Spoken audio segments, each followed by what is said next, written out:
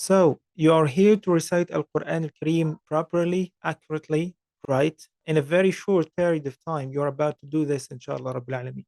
Just follow up these very short classes and you will be there soon. Assalamu alaikum wa rahmatullahi wa barakatuh, my dear brothers and sisters. This is Mahmoud Saad from Study Al-Quran. Lesson 1, we're going to talk about alphabet. But first, don't forget, you need to speak out loud, you need to repeat a lot, and you need to do the homework. That's going to be at the end of this session, inshallah Rabbil Alameen. Today, I'm going to talk about Alif. Is this Alif? Nope, not this one. I got you. It's like the one in Alhamdulillahi Rabbil Alameen, like this one. Alhamdu.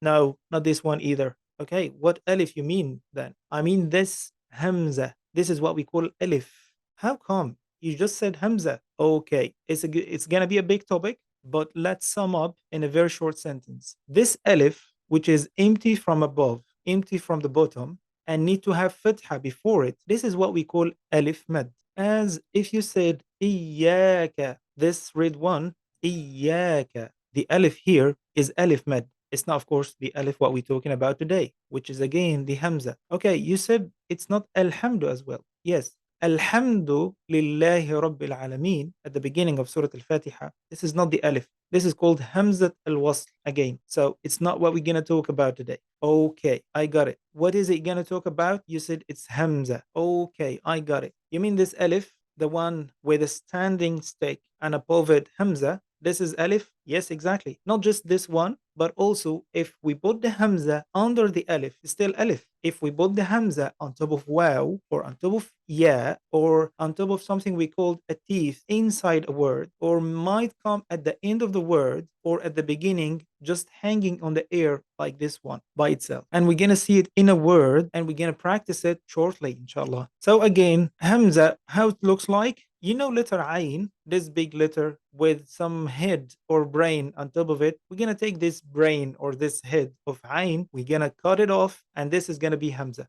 And you just saw how it looks like, the different shapes of Hamza. Let's make a sum up. All these are Hamza in a different situations. But again, different situations depends on what? Okay, I'll give you a hint. If there is a Dhamma, and you will later know what is Dhamma and Fatha and Kisra. If there is a Dhamma before the Hamza, most likely you're going to see it on top of Waw. If there is a Kisra before it, then most likely you're going to see it on top of Ya. But in a very common situation, you will see it in all shapes. The most important thing that we need to take care of today is how we're going to pronounce it, where it comes from. Look at this mouth. Down here in the throat, you will see a point. This is what we call vocal cords. Vocal cords is like a lips at the end of your throat. And this vocal cords, it's closed very tight and open widely in order to make sounds. When it's closed and open suddenly, then this is Hamza. Repeat after me. You want to come out with air, but you locked it in and then you explosion this air all of a sudden. Now, let's see it in words. Again, we're going to see how it looks like. But the most important thing, I want you to repeat after me out loud. Let's dive in. الماء الماء آية آية نبأه نبأه يئس يئس برئ برئ إرم إرم. Okay, now let's check what is the common mistakes that people usually do when they recite and read Alif. People, when they come across Alif, they make it slightly kind of not pronounce it, slightly soft, no stricted sound that cut off.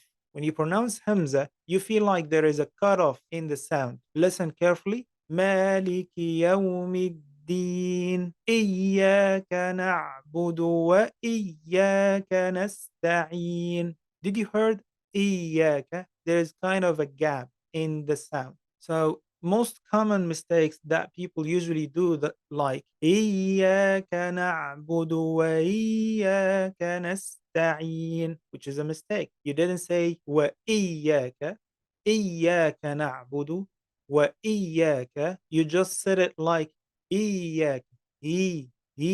That's a mistake. وإياك. To avoid this mistake, you need to go so tough, so strict to the vocal cords. إياك وإياك.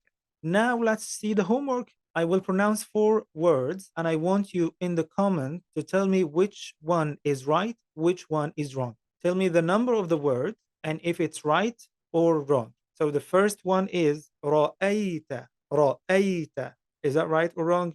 Tell me one true or one false. Word number two, أبناؤه. أبناؤه. Word number three, كاس. كاس. كاس. Word number four, السماء. السماء. السماء. That was it for today. Inshallah, next session, we're going to learn about three letters, ba, ta, and tha. I'm going to give you some hint to memorize alphabet, how to differentiate between ba, ta, and tha, how to copy it in your brain, how to pronounce them right, accurately, what are the common mistakes that people usually do, how can we avoid them. We'll have a tricky way to make them easy to remember and easy to pronounce, something related to the English number. See you later. Assalamu alaikum.